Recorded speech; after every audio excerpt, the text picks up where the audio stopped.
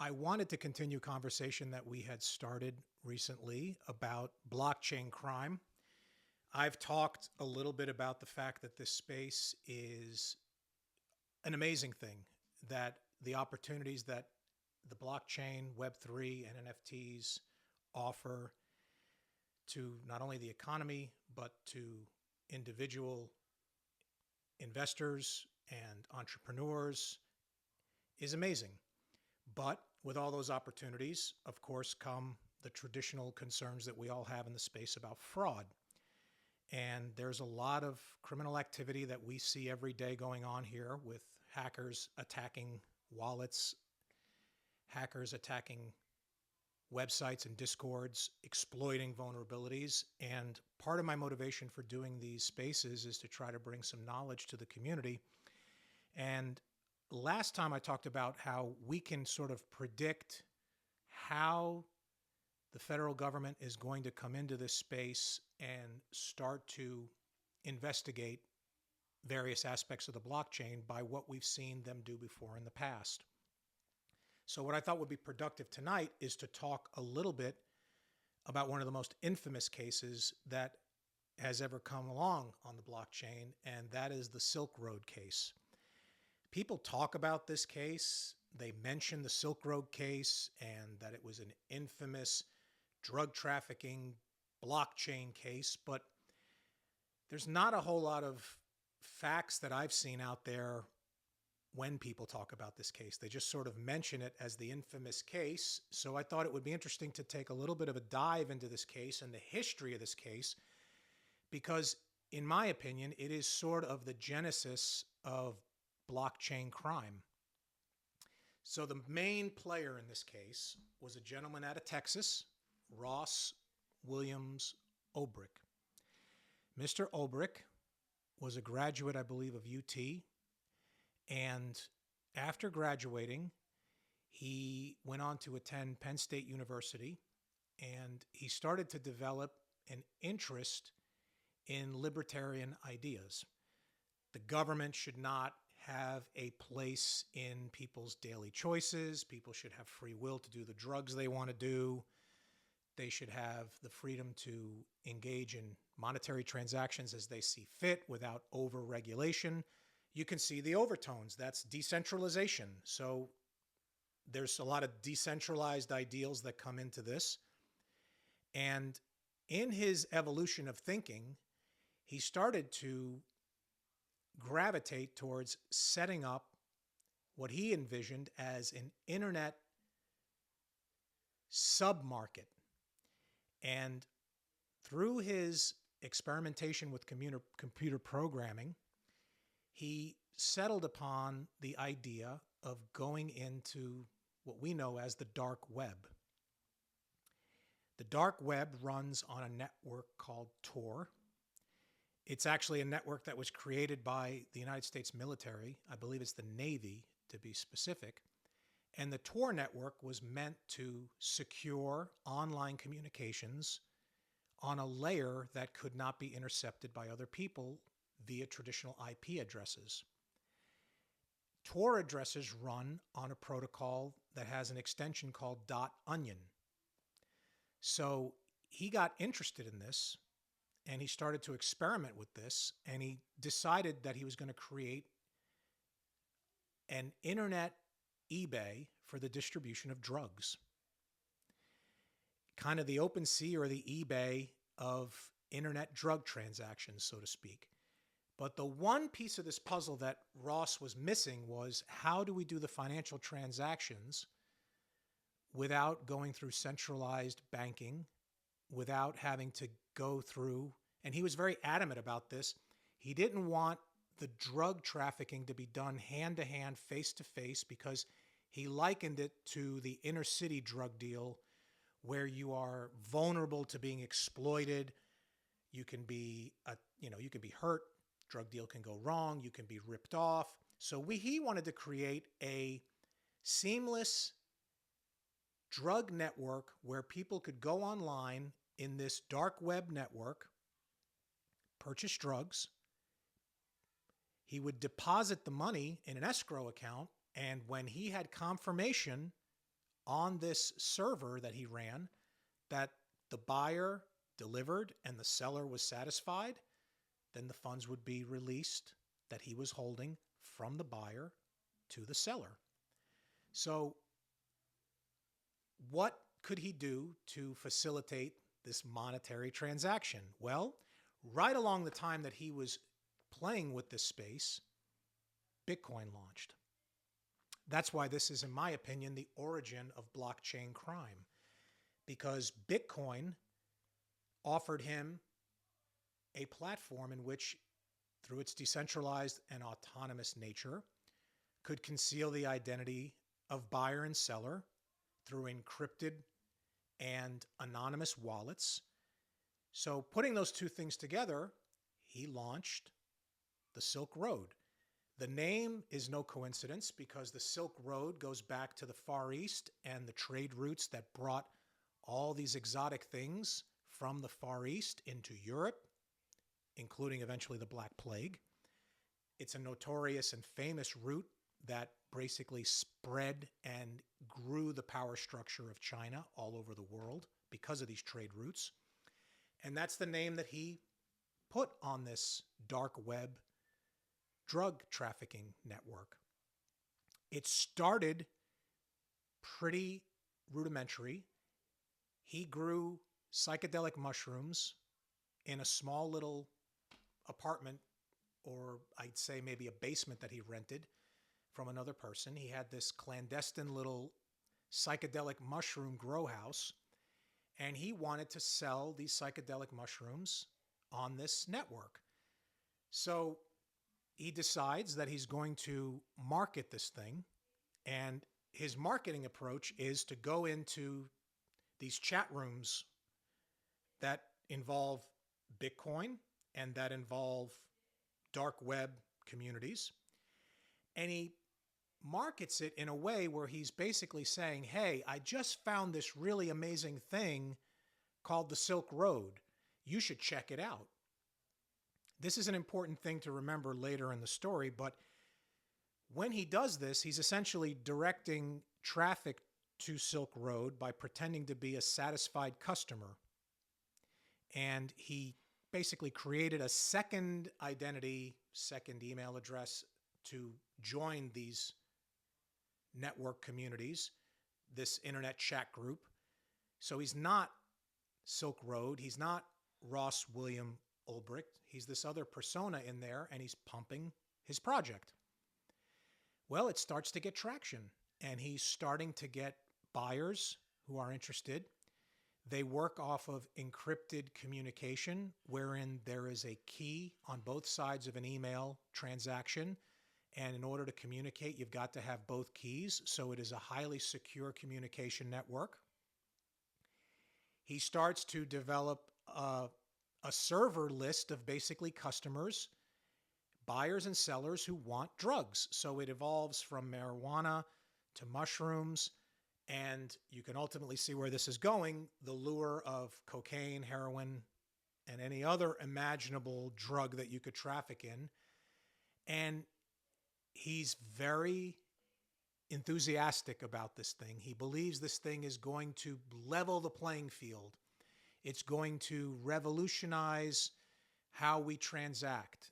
It's standing up to the centralized system. So he's not exactly at this stage in his evolution a great computer programmer. He has some vulnerabilities in his system. He's hacked occasionally and Bitcoin is stolen. His role in this thing is he's making a percentage. I think it was around 6% that he would earn on every transaction. So buyer is interested in buying mushrooms. Seller has mushrooms. They've got a picture of it on this dark web drug trafficking eBay, let's call it. And buyer and seller get together. Ross is the intermediary where he's holding the buyer's money in escrow in Bitcoin. Once he gets confirmation from both sides that they're satisfied with the product, then he releases the funds. It goes into that person's anonymous wallet. Transaction's complete, and he retains his percentage. He needed to get a little bit more of the programming side of it shored up. So he brought in a dev. We all know that. Devs help. Devs, please come help. So he got a buddy of his from his days at UT to come help him. Didn't exactly explain to him what it was all about, but just said, look, I'm doing this thing and I need some help. Can you help me fix some of the vulnerabilities? This friend of his helps him, and they shore up this network, and it starts to grow and grow and grow. It grows exponentially fast. And it attracts the attention of a journalist in New York who writes for sort of like a tabloid news outlet. And this person gets into the dark web, gets into the forums, and expresses an interest in wanting to know more about Silk Road for a story he's doing. And oftentimes in these types of cases, hubris, ego, can sometimes be your downfall. Ross takes the bait and engages, and this story goes out. This story explodes. Again, going back to the whole point of this talk, the origin of blockchain crime, this story catches the attention of certain senators. You know, we wonder now, why do the people in Congress want to stifle, quote unquote, stifle or quote unquote inhibit the growth of blockchain technology? Why do they want to constrict it, over-regulate it? This will kind of give you an idea why.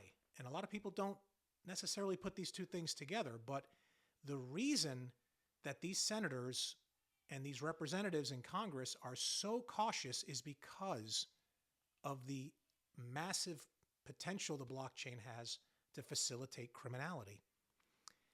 Senator Chuck Schumer calls a news conference after reading this article in this New York media outlet.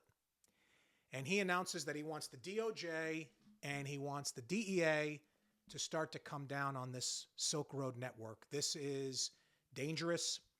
This is introducing drugs into our community, and we need to stop it. So there you go. Department of Justice gets involved. Now, how do you crack this criminal network which operates on the dark web with total anonymity and which transacts in Bitcoin, which is totally anonymous? Well, you've got to do some creative investigative work. There are certain little breaks that happen in the case because part of the process here is when buyer and seller are happy, the shipment of the drugs is facilitated via packages, and the packages are labeled. When Ross was doing it in the beginning, he was basically using a front that he had for a book selling business. So he was wrapping up his mushrooms or his marijuana to look like a shipment of a book. He was printing it out on a printer, not handwritten, making it look all professional, like it was an Amazon package maybe. And lo and behold, one of these packages gets intercepted by a customs agent. It contains one ecstasy pill. And this ecstasy pill is taken to an agent. It was destined for Illinois. It was destined for Chicago. So there is now I believe it was a Homeland Security agent, and he has a conversation. This Border Patrol agent who intercepts this has a conversation, and this Homeland Security agent says, well, this is interesting, but I can't do anything with one pill, so let me know if anything else comes in. And they start to develop this line of communication where every time an illicit package is intercepted, being shipped in with drugs, this Homeland Security agent is going to get these packages, and he's racking up an evidence room full. And he's exploring how this is happening. And he ultimately figures out that this stuff is coming through this Silk Road network.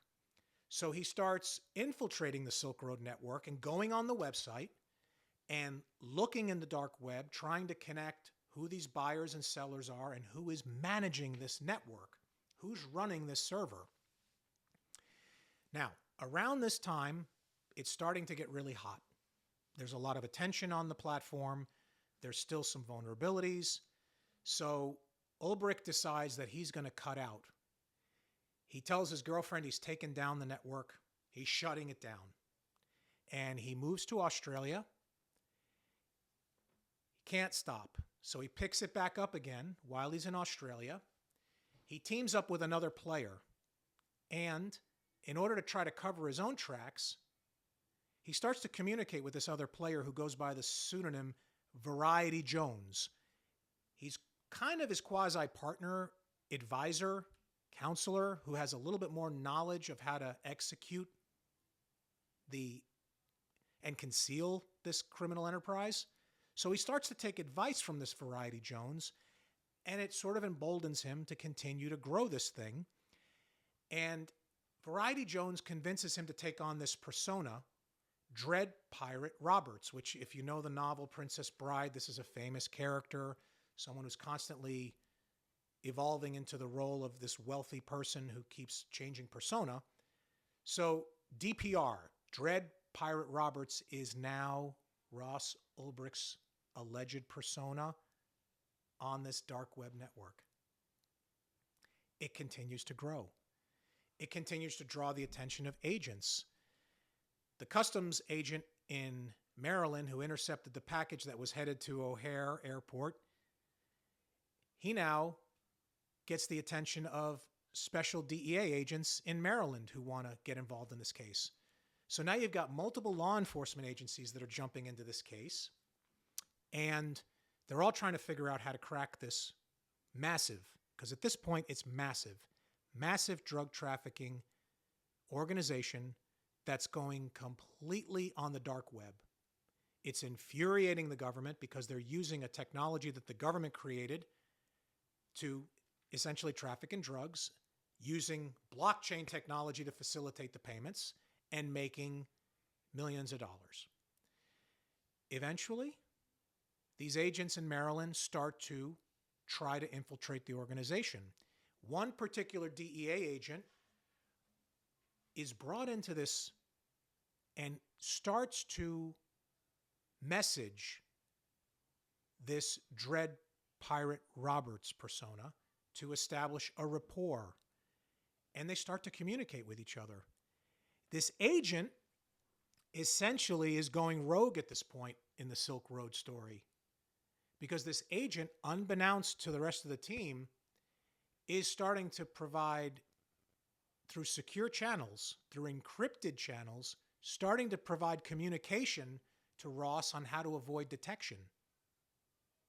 It started with him proposing, and how this DEA agent got involved is he went on the platform and said, look, I'm a well-established drug trafficker. I have trafficked, and I've got connections all through South America, and I can help you grow this thing. In fact, I want to buy this thing. What's your price? So they start negotiating a price to sell the entire network.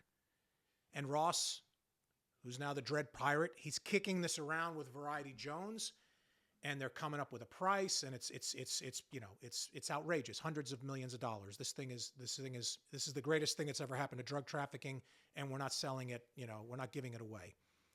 But in the evolution of the investigation, this particular DEA agent starts to get lured into this world and starts to sort of overstep his bounds in the way he's communicating with the Dread Pirate. He's advising him on what he should do to avoid detection, where he should go, how he should have multiple passports and have an exit strategy.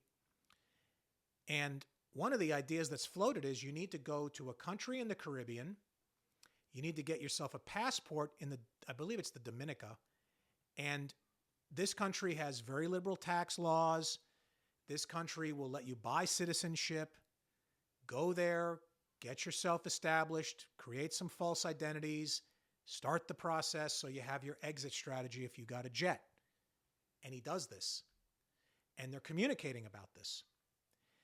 Now, this agent in the DEA, in the Maryland office, has to be very careful because the investigation is obviously actively being monitored. So he creates a separate encrypted email communication chain with the Dread Pirate. Meanwhile, back in the United States, while this is going on, agents in New York are interested in this case.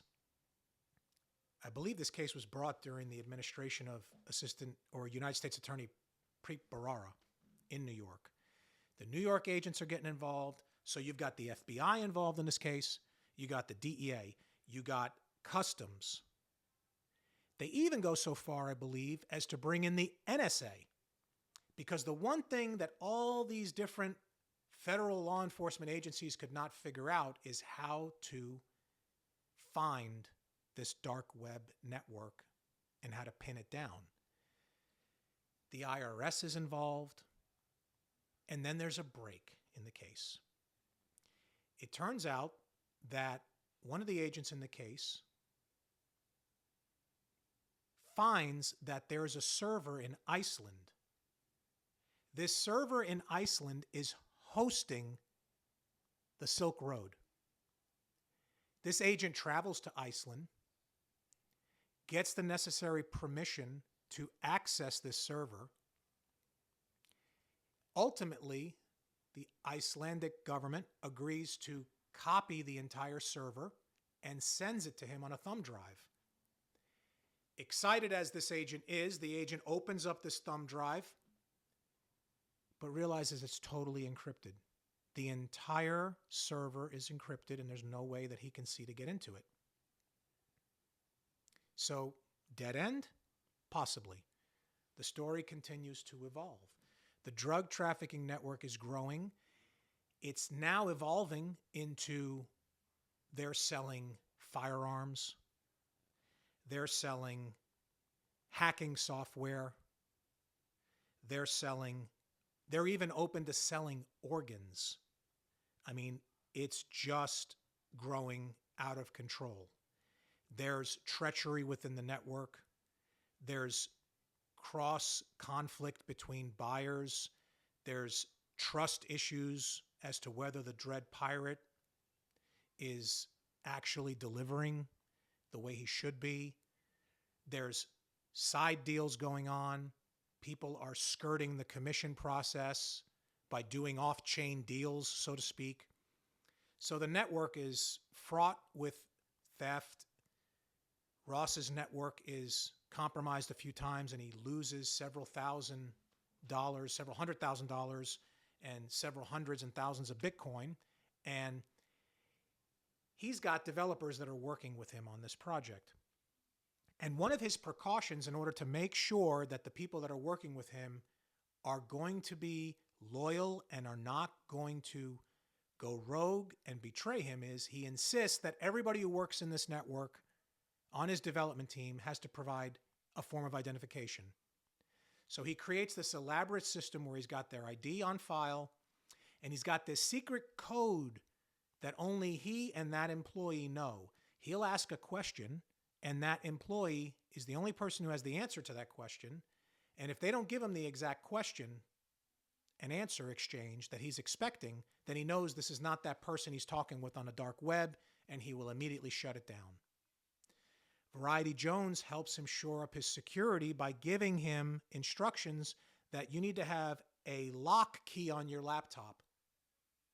You need to have a button you can push immediately. Never, ever, ever let anybody see what you're doing on your computer, which he's on constantly. But if someone does try to grab your computer, you hit this key and it locks your computer. It's totally encrypted. Only you know the password. As long as you have good encryption and a password, no one's ever going to catch you, is basically what Variety Jones is telling him. Well, we all know, ultimately, even the best systems are vulnerable to one thing, and it's the thing that typically trips up criminal enterprises, and that's the human factor. There's always vulnerability within the human factor. There's always something that you're going to slip up and do wrong, and that's where law enforcement tends to come in, swoop in, and do their job. We can talk a little bit at the end of this if anyone has any questions. If anyone has any questions while I'm talking, by all means, don't hesitate. But I'm going to continue on with the story because it is illustrative of how blockchain crime began. It's the origin story. So Ross has got his security protocols in place. He's got his exit strategy. He's growing his network. It's getting a bit out of control. You remember he told his girlfriend before he left that he had walked away from it.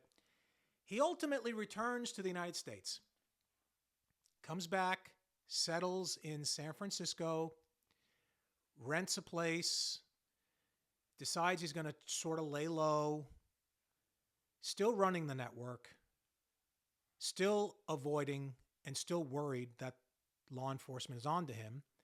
One critical problem that he has is he's got this employee in the United States who he facilitates the shipment of a large kilo transaction of cocaine with.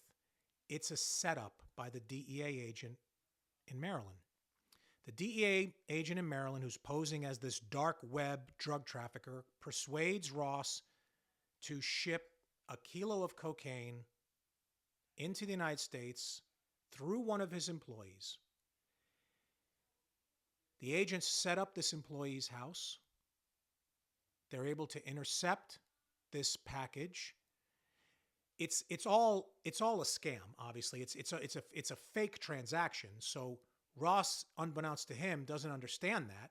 So he's fully expecting this deal to go through. Little does he know that these Maryland agents traveled, I believe it was Arizona, and they go there and they get a kilo of cocaine from the evidence room of a local law enforcement agency. They make it look like it's coming from the Postal Service. They have an agent dressed up as a Postal Service representative, a mail carrier. That undercover agent goes to the house with this package, leaves it at the door, and then they're doing surveillance. And this employee comes out, sees this box, ultimately takes the box. Ultimately, they storm in and arrest this person, and they convince him that he needs to cooperate. Ross finds out about the arrest because he's waiting and waiting and waiting for confirmation this kilo was delivered, and he never gets that confirmation. So he starts fishing around online, and he sees the news that this employee was arrested. So now he's freaking out. This employee is a loose end that he needs to deal with. He's got identification for all of his employees, so he decides that he's going to communicate on the dark web, and he's going to orchestrate a hit on this employee. And who does he ask to do this hit? The undercover agent in Maryland, who's posing as a drug trafficker. And the undercover agent says, yeah, no problem. I can make it happen. It's going to cost you whatever it was. I don't know if it was $50,000, whatever it ended up being. So this hit is staged. And Ross gets a picture, and he's convinced that this guy's out of the way, that he's been tortured. And Ross is also very upset because at the time that this employee is arrested, I believe it was 185 Bitcoin, if I'm not mistaken. It was a lot of Bitcoin at the time. It was valuable. Went missing. And the only person, and this is the man, this employee who was receiving this kilo, he was a Bitcoin miner, and he was in charge, and he had a very, very important role in this whole thing because he was in charge of managing the Bitcoin transactions. So Ross had the ultimate password to the whole network, but this particular employee was the person who was releasing the escrow funds. So when that Bitcoin went missing, of course, Ross believed, not only did I get screwed out of the kilo, but I also got screwed out of all this money. So that's why the hit was put out. He wanted his Bitcoin back, so they tortured this person, and the undercover agent is saying, look, we tried, but we couldn't recover the Bitcoin, but your problem is solved.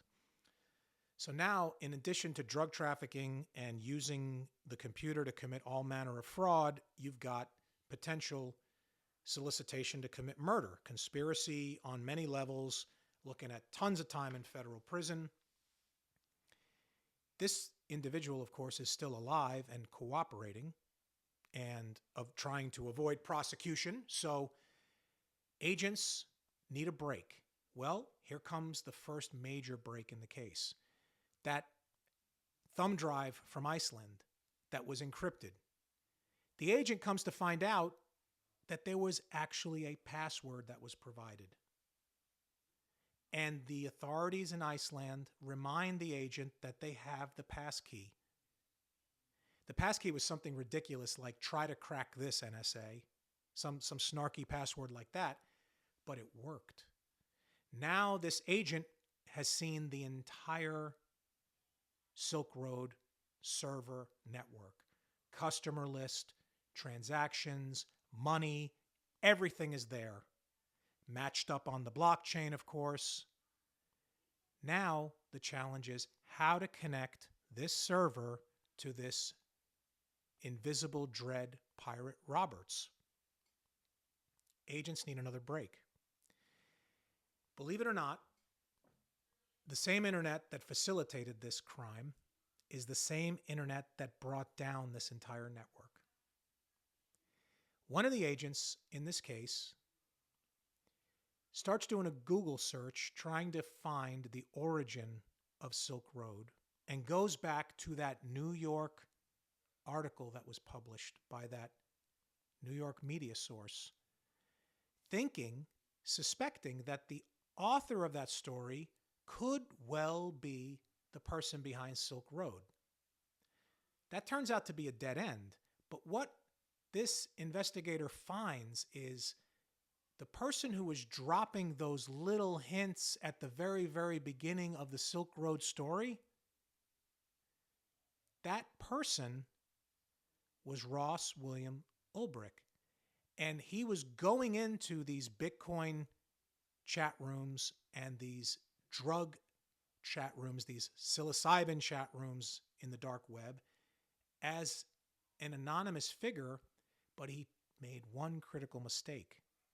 When he set up one of those accounts with one of these communities, he actually used his email address. He used his own Gmail address to start that community. Because remember, this was the very, very beginning of it. Had no idea it was going to grow to this.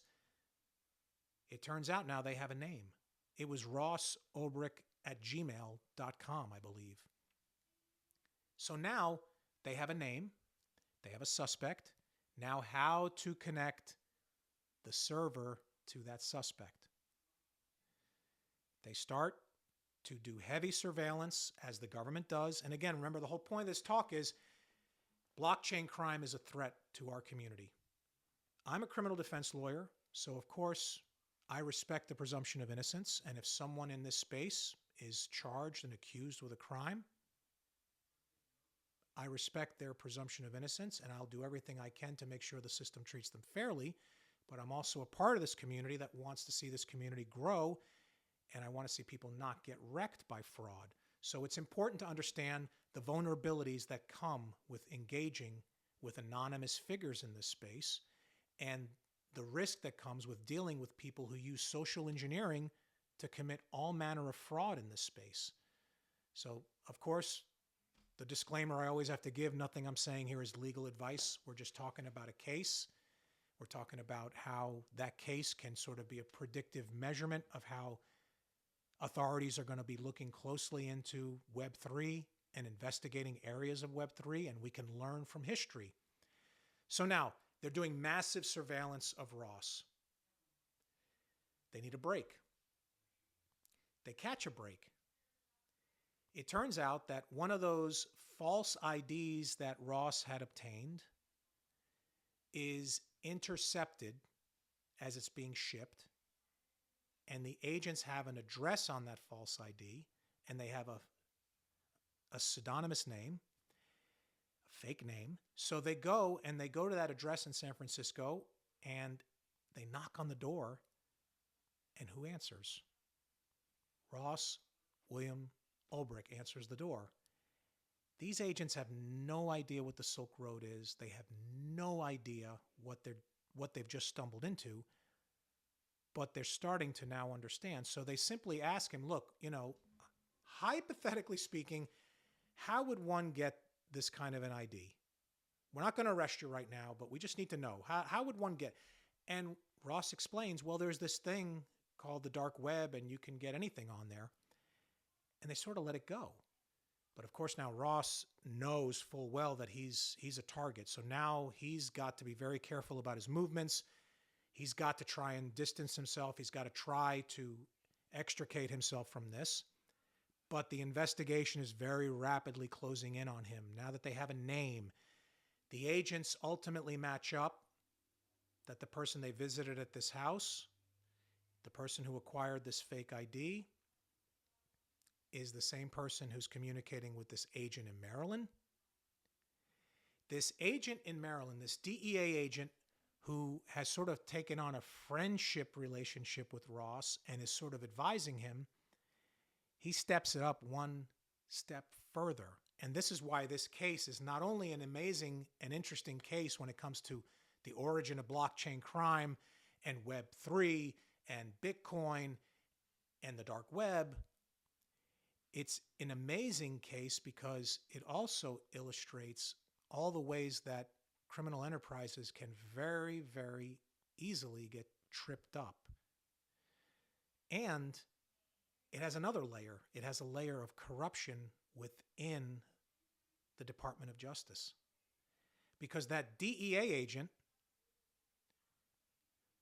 who started communicating with Ross on another confidential encrypted email account that the entire investigative agency had no idea he was using, that DEA agent who is posing as a seasoned drug trafficker, he's soliciting Ross and telling him, I have contacts in law enforcement and I can use those contacts to fish out exactly how much they know about you and how close they are to catching you. And if you will pay me, I will give you that information. So now you have a DEA agent who is allegedly feeding information to Ross about the status of the investigation that Homeland Security, Customs, DEA, FBI, United States Treasury, NSA are all involved in, and they're all competing. All these agencies want the glory of breaking the infamous Silk Road network. So this agent starts collecting Bitcoin in exchange for providing information about the investigation. And nobody in the government knows this, of course. Ultimately, agents catch a break through their surveillance efforts, through their infiltration of the server that they seized from Iceland. They sort of triangulate on San Francisco. And now what they want to do, and agents do this, they need to connect every interaction on the internet with the person they believe is doing it. So what are they doing? They're looking to try and match every time they see Ross Ulbricht, a.k.a.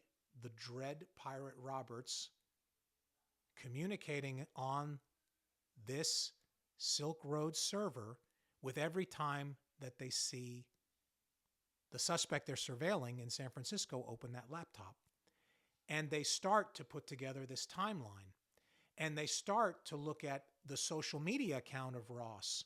And they start to look at where he's traveling to. And he's commenting. He goes to Thailand. He goes here. He goes there. And everything starts to now coordinate with IP addresses. So they have very firm evidence that they've collected to conclude that the person who's running Silk Road, who goes by this alias Dread Pirate Roberts, is in fact this person that they're watching in San Francisco. Now, they've got to catch him, and they've got to catch him with that computer in hand because, yes, they have the server copy that they downloaded, but they don't actually have this person managing that server. They've got to catch him red-handed with this computer. So one day, they're doing surveillance, and one of the agents in this case had compromised another employee. One of the managers of the server was arrested and was immediately flipped to cooperate. This agent had the very bright idea of assuming the identity of that employee and taking on the role of that employee within the Silk Road network. So this agent got the pass key and the access to the Silk Road network as an administrator or a user, let's say, and was posing as this employee and actually communicating with Ross. So now they had one more layer of verification, because every time that this agent posing as this employee of the Silk Road was communicating with Ross, that was one more way they could triangulate the computer IP address in the secret underground dark web network corresponded to Ross Ulbricht. They orchestrate a plan where they're going to wait for him to leave his house and go to the library or the coffee shop in town and work on his computer. And they catch this moment where they're waiting, and this agent who's posing as an employee is trying to connect with him and say, hey, I need you to look at these accounts with me. And Ross, of course, steps into the coffee shop, opens up his laptop. Agents are surveilling. They're watching every move. They know that they have to get him and they have to get that computer before he hits that crash button that locks the computer. Because if that computer's locked up and encrypted and he's the only one who has the password, then they're never going to connect him to the dark web network. So they're dancing a very delicate dance here where they've got to take him out in an arrest. They believe he's dangerous. Local law enforcement knows he's dangerous because of the multiple alleged plots to murder people within the Silk Road network. So they want to take it down very heavy. They catch this break that he's at this library. He's on his laptop.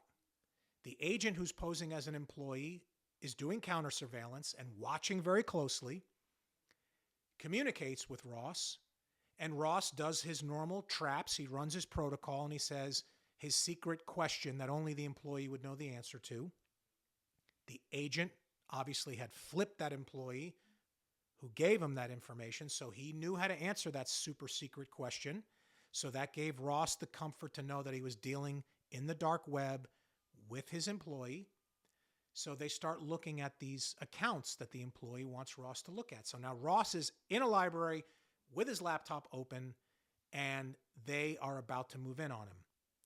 They come up with a very creative way of taking him down. They have two agents behind Ross that are posing as a couple having an argument. This couple is yelling.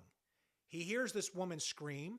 He turns around and he sees this man raise his arm in the air like he's going to hit the woman. So he's totally distracted, right? He turns around again. His computer's gone. Agents pounce on him and arrest him. They manage to keep his laptop open. They manage to keep it from locking up by keeping it constantly engaged, maybe hitting the mouse pad or whatever. They rush it to a forensic unit. They download the contents of it. Now that they've got him arrested, they've got search warrants, the whole 9 yards. They go to his house. They find notes in a trash can, which are the sketch of a new addition to the Silk Road network that he wanted to add. The language in those crumpled up notes matches almost exactly with the conversations he was having with the employee on the dark web. So there's yet another connection point. So now they've got him. The allegations are serious. The allegations are that this network ran, I think, $183 million worth of illicit drugs through it, guns. So they charge it as a conspiracy to distribute controlled substances. They charge it as using the internet to distribute narcotics, conspiracy to distribute narcotics. And the reason that conspiracy is so damning in the federal system is because if the government can prove that you are working in conjunction with other people and you are involved from start to finish with a criminal enterprise, unless you have taken yourself out of that conspiracy and it's known to everybody in the criminal enterprise that you've backed out, you are responsible for everything they do. So every single buyer and seller transaction that the Dread Pirate Roberts facilitated on the internet is a conspiracy overt act that he is responsible for. and you're talking about $183 or $85 million worth of drugs.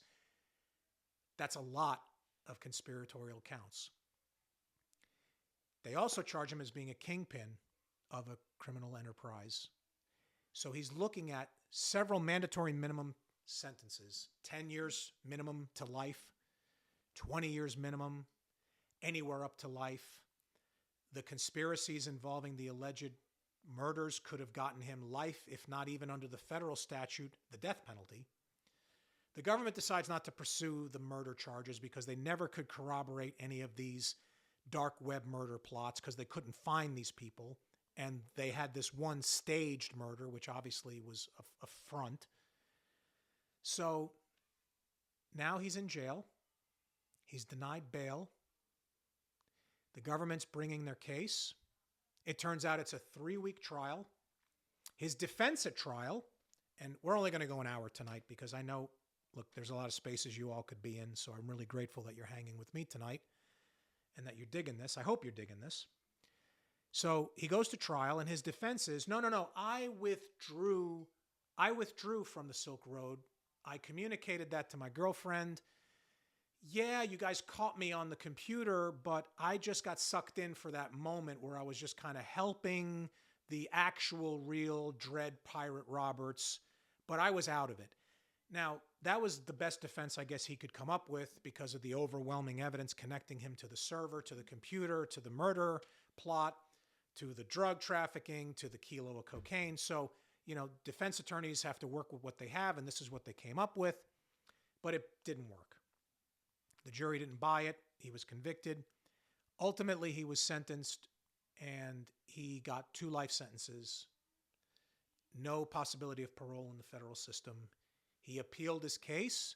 He appealed based upon the infiltration of his IP address as being an invasion of his privacy against the Fourth Amendment. That got shot down. He appealed on the grounds that the search of his computer was illegal. That got shot down.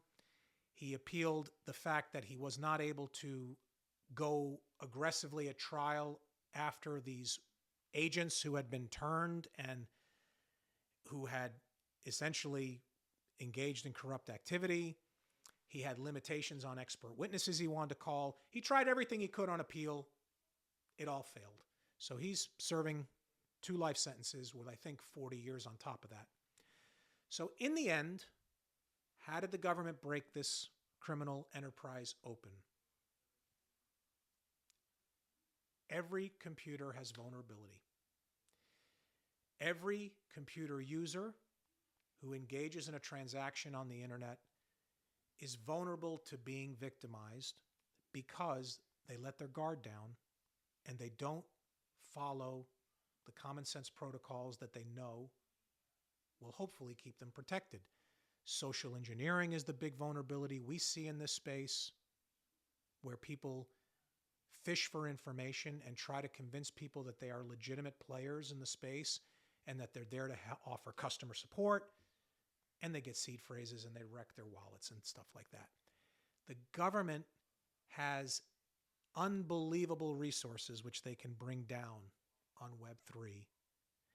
I talked about this last week that frankly, with all the Wild West behavior that's going on in this space, all the stories of fraud that we hear, all the Discord hijacks and so forth, using wire communications, using the internet to commit fraud. We haven't seen a lot of government intervention at this point, but I firmly believe it's coming. In my opinion, if we look at history, if we look at this case, the Silk Road case, it evidences that the government is going to come in here and they're going to use all of their investigative tools, including surveillance, including search warrants for IP addresses, to find people. And as much as anonymity seems to be this glorified notion in the space that you can remain anonymous, you can see from the Silk Road case that anonymity can be broken. The government has vast resources to uncover the identities of people who traffic on the internet, and that carries over to the blockchain. So many lessons to be learned from this case. The agent who was providing inside information to Ross was also prosecuted and went to prison for 6 years. You remember I talked about the employee who was busted receiving the kilo of cocaine package, the employee that Ross put a hit on, that Ross thought stole 100 and something Bitcoin from him? Well, it turns out that that was not the employee who did it. There was a second agent in this case who was at the scene of the arrest of that kilo seizure. And when the agents were busy arresting the suspect who received that package, the employee's computer was there and open, and this agent saw various Bitcoin wallets full of Bitcoin. And it was alleged that this agent, unbeknownst to everybody else in this case, sent several hundred Bitcoin to himself to an anonymous wallet. So you had two agents in this case who profited from the criminal investigation, who profited from the criminal enterprise, and who both went to prison. This story and this case is, by all accounts, the most infamous blockchain crime ever orchestrated. And in my opinion, it's the origin of blockchain crime. Fascinating case. So we're coming up on an hour. I hope it was informative. I hope it was helpful in understanding how blockchain crime works and the vulnerabilities and the fact that criminal enterprises are out there. And when money gets taken by an anonymous wallet in a fraud scheme, we don't know who's on the other end of that anonymous wallet. We don't know if that money's going to facilitate drug trafficking, child exploitation, terrorism, which is why, as much as I respect the fundamental principles of the anonymity of the blockchain, we also have to put it in perspective. The government is very much opposed to an anonymous blockchain because of the way they got burned in cases like the Silk Road, which is why we can expect to see more regulation in this space to chip away at these anonymous wallet accounts. I talked last week about unhosted wallets and how I think this is an area that's probably going to see regulation. The fact that MetaMask supports unhosted wallets which don't require know your customer standards, anti-money laundering standards. Those wallets, in the government's perspective, may be right, may be wrong. We can disagree, we can agree, but those wallets are the point where it becomes very hard for law enforcement to find the source of criminal fraud. So what's the best way to eliminate that hurdle? Do away with the anonymity. Require all wallets to engage in know your customer and anti-money laundering standards, which require them to report suspicious conduct. The writing is on the wall, friends. We can see it. We know from prior cases that that's where this is going to probably end up. So don't be surprised if we see legislation coming to do away with these things. So I hope this was helpful to everyone out there. I hope you enjoyed it.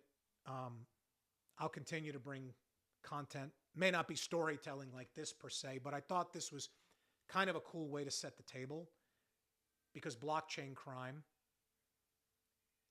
had to start somewhere, and I think it started with this case. So it's an interesting way to see the origin story of it. By show of hands, any questions or comments before I close the space? I don't see any. I really thank everybody. I know there's a lot of places you could go tonight and hang out. So thank you for hanging with me tonight. And I'll keep bringing you more content like this. And if you haven't already followed me, go ahead, give a like and a follow. It means a lot to me. I know there's other places you could be tonight. So thank you, everybody, for checking in. And I'll see you in the space.